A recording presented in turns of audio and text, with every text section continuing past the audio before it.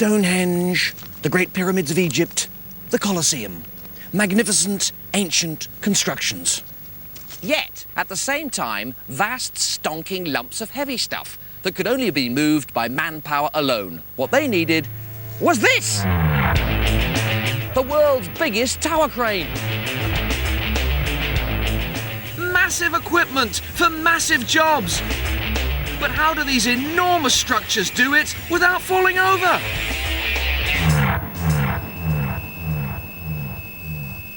There are many theories about how things like the Colosseum were built, but they mainly involve the toil of thousands of slaves.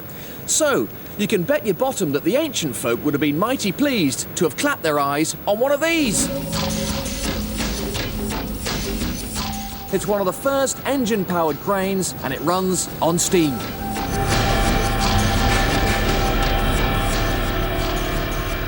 This one at Bristol City Docks went into service in 1878. It transformed work that previously had been done by hand. It was incredibly powerful, capable of lifting 35 tons with its weird banana-shaped jib.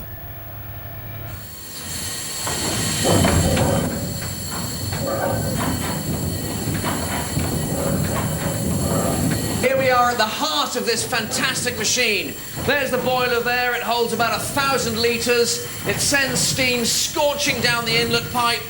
It drives the pistons that are connected to the crankshaft via that connecting rod. The crankshaft drives these huge cogs here that drive 2 winch drums. That massive chain is wound up over the jib and down to the lifting block.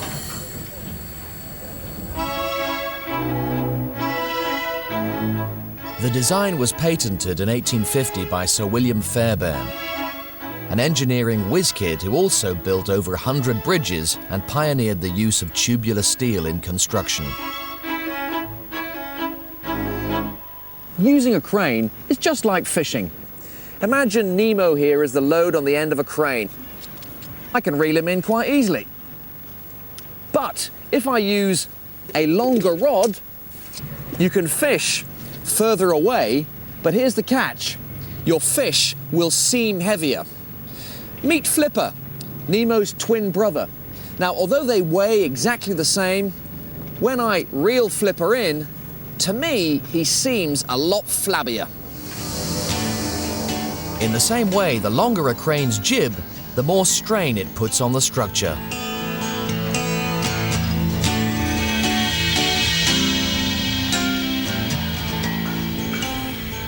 So, for big fish, on long rods, you better watch out, or else you'll snap your rod or end up in the water.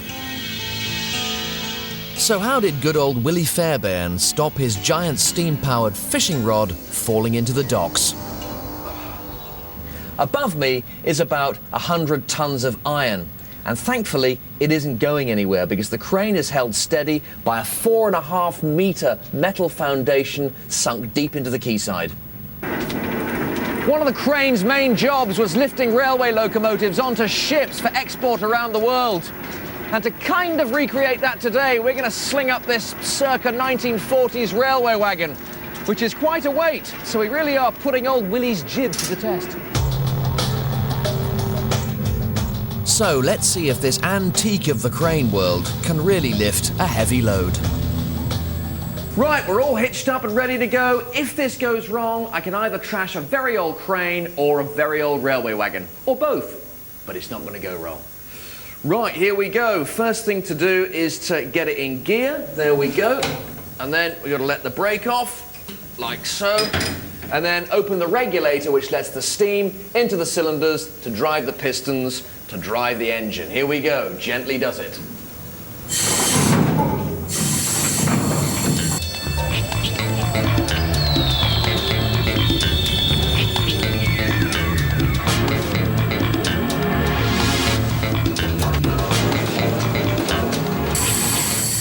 And there we go, we have lift.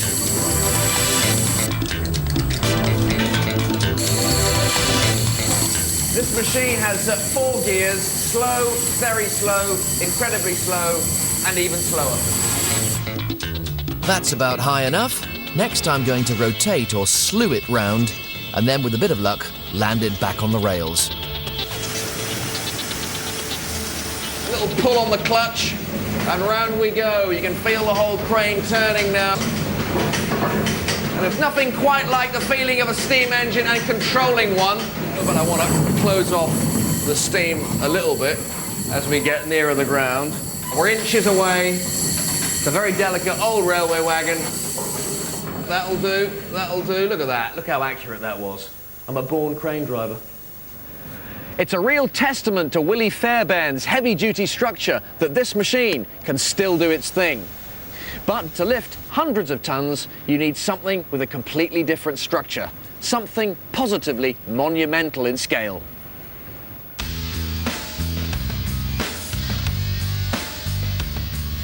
Allow me to introduce you to Samson and Goliath. Now, these enormous structures weigh about 4,000 tons each, and to stop them falling over, they rely on a very sophisticated engineering technique. 2 legs instead of 1. The cranes are supported by a massive leg on one side and a giant A-frame on the other.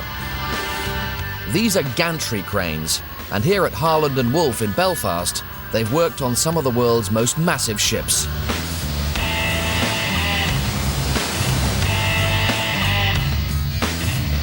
At over 90 metres high and spanning 140 metres, Samson and Goliath dominate Belfast's skyline.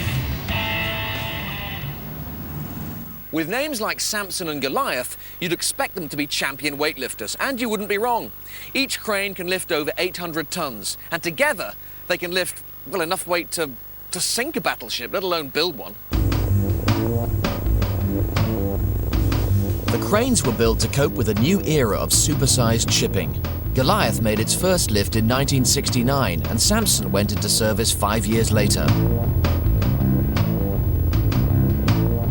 They're almost identical, but Samson is 10 metres higher than Goliath, and they're both mounted on rails that run for 800 metres along the dock.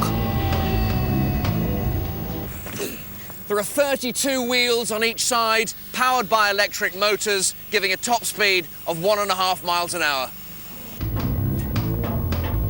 The best way to get your head around the figures is to have a head for heights, which I really don't have. Here we go. But the chance to get on top of Samson is too good to miss. Takes about 2 minutes to get to the top.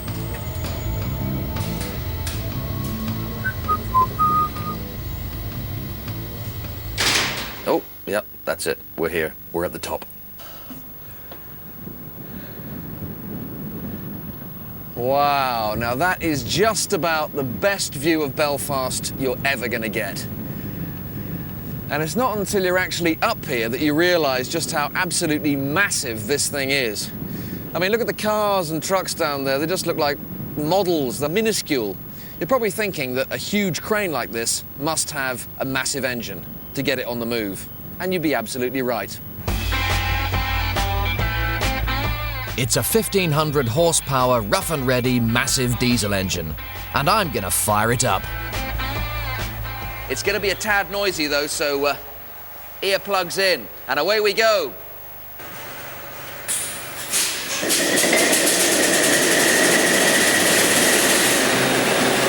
Yes! It's very noisy, but this engine drives an alternator, which powers a generator, which powers the drive motors for different parts of the crane. Fabulous! The generators power 3 electric hoists, and they can move along the entire length of the gantry. I'm told that when the crane is lifting at capacity in the middle of the gantry, you can actually see it bending under the strain. It's what's known as engineered camber. Thankfully today, though, it looks pretty rigid. But somewhere that does look a little bit precarious is the control bubble, over there. And I'm gonna see just how isolated it is. It's about 80 meters above the dock, and to reach it, I have to go down one of the scariest staircases I've ever seen. Ooh, ooh. I'm I'm mad, I'm raving mad. That is for sure. Not good if you have vertigo. This is definitely a brown trouser moment.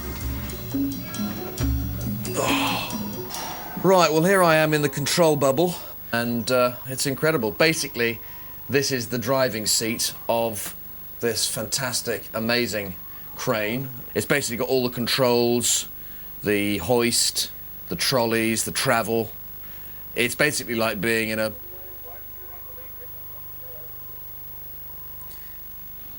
It's basically like being in a giant goldfish bowl 80 meters off the ground. But to be honest with you, it is not a job for me. I'll tell you that now.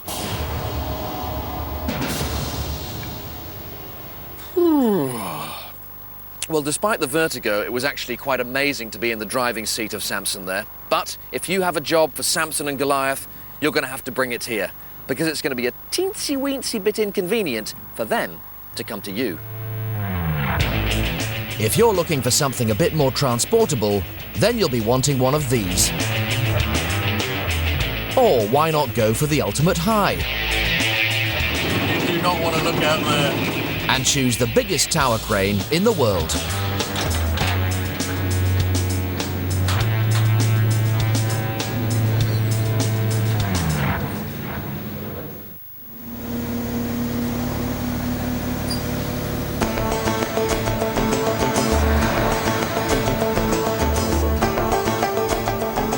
Yo, check out the new wheels, man.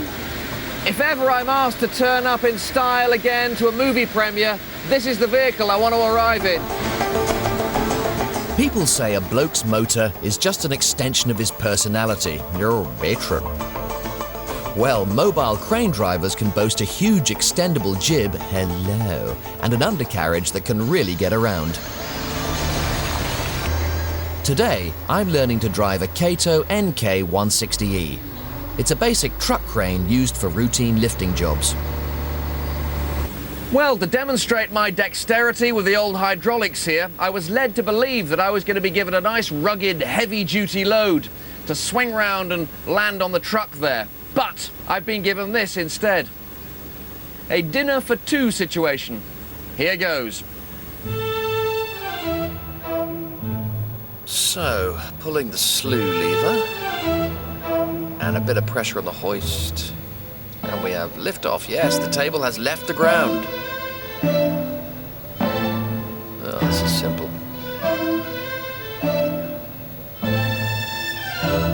Easy peasy. I've got the hang of this now.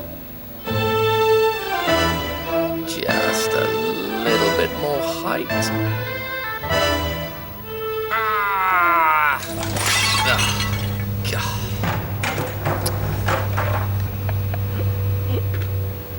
Whoops. Oh well, I hope I haven't blown me chances if I go on the Kato's big brother. This one, the Liebherr LTM 1250. It's massive, but it's got superb mobility and can even drive diagonally. But its real talent is the ability to lift a staggering 250 tons. So how does it do that without falling over? Generally, mobile cranes don't fall over. That's because most of the weight is concentrated over the truck. But if you overload the jib or you swing it out further away, the center of gravity moves further and further away until at a certain point it goes beyond the area of the base and playtime's over, kids. So, how does the Liebherr LTM 1250 lift 250 tons without getting egg on its face?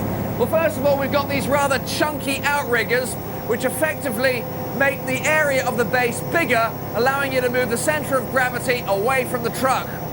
Then, another anti-falling over tactic is these massive counterweights here, which of course bring the truck up to a massive, massive size. The hydraulic telescoping jib consists of 6 sections that can operate from 15 meters to its full length of 72 meters.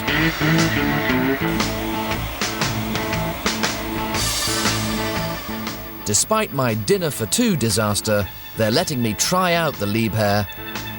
And let's hope I've improved, because on the end of the hook, it's my Kato training crane. Oh yes. And inside the cab, you could really tell that you're dealing with an impressive piece of kit, believe me. Everything is computer controlled. Gone are the hydraulic levers of old. This has got joystick control. Oh, and watch this. A tilting cab. It's a tense moment as the monster takes the strain. And we're now hoisting up. I've got the hand signal from Steve to stop, just to check that everything is going to be okay. I am rather nervous. I'm lifting 21 tons of Kato crane lorry. It might be looking good. We've got 7.8 tons now, and we're going up really slowly just to make sure we get this all right. I can now report that I've got a maximum load of 24.5 tons in the air, which is, in fact, the 21-ton Kato is off the ground. It's off the ground, the 21... It's been an easy job for the 250-ton Liebherr. Well done, Lieb, that's all I say. Believe it or not, this little crane is actually quite light work for this machine, but like all mobile cranes, there's a limit to how far out it could lift it before falling over. So, if you want to lift heavy loads at a very wide radius and still have the flexibility of a mobile crane, you have to summon a monster of the crane world. I give you the Kroll K10,000. It's the biggest tower crane in the world. And the ultimate lifting machine.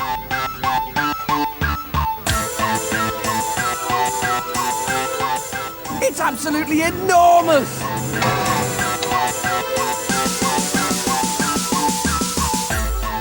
K10,000s are used on the world's biggest projects.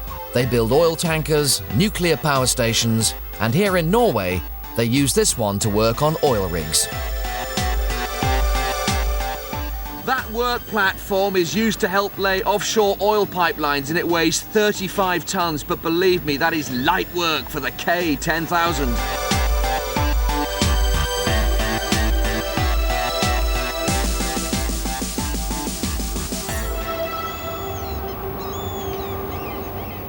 This crane can lift a maximum weight of 240 tons. Overall, the structure is 137 meters tall. Extraordinary.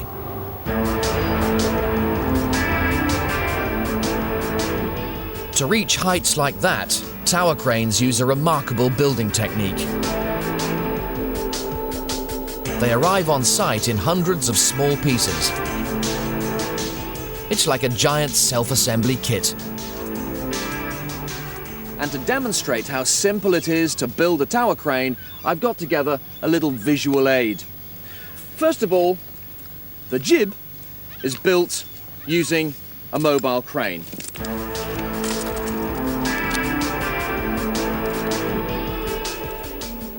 Then, to raise the tower, they first of all set a solid concrete footing and fix the first section to it. Now, here's the interesting bit. To reach its full height, the crane then grows itself by one section at a time. Its ability to grow itself comes from powerful hydraulic rams. These rams push this section up several meters. The crane operator then uses the crane itself to lift the next section into the gap that's been left. Gradually, the crane gets higher and higher. Tower cranes can be built really quickly, although generally speaking, they're made out of stronger stuff than milk crates. The K10,000's tower is made up of 10 12-meter sections. Now these can either be fixed to a concrete base or, like this one, mounted on rail bogies. Either way, the crane is said to be able to withstand wind speeds of up to 175 miles an hour. Pretty stable then. Well, I hope so, because I'm just about to go up. And the real reason why this crane won't fall over is up there.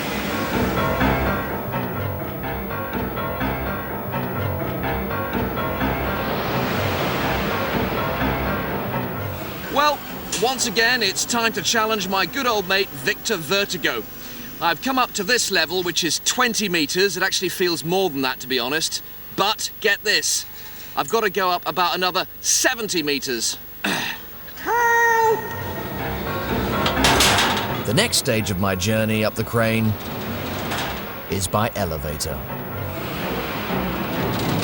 There's nothing like the clank of metal on metal to scare the pants off you. You do not want to look out there.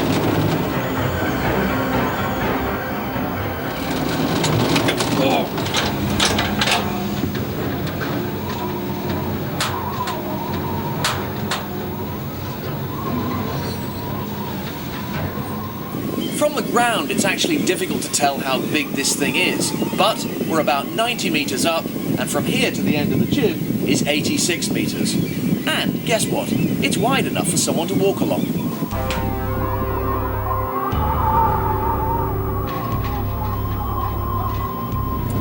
I can't do it, unfortunately. I have busy, important, serious things to go and discuss with you.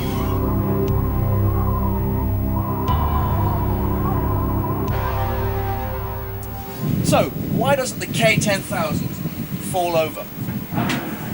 Well, this crane is so stable because it balances the weight on each side of the tower.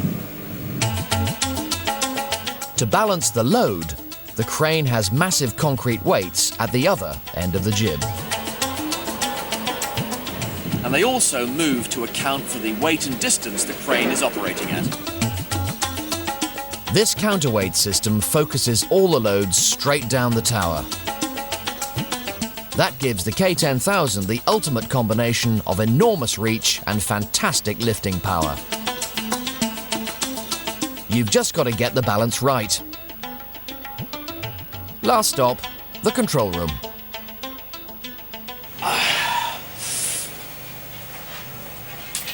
Well, here I am, the position of power, the driver's seat. Fantastic.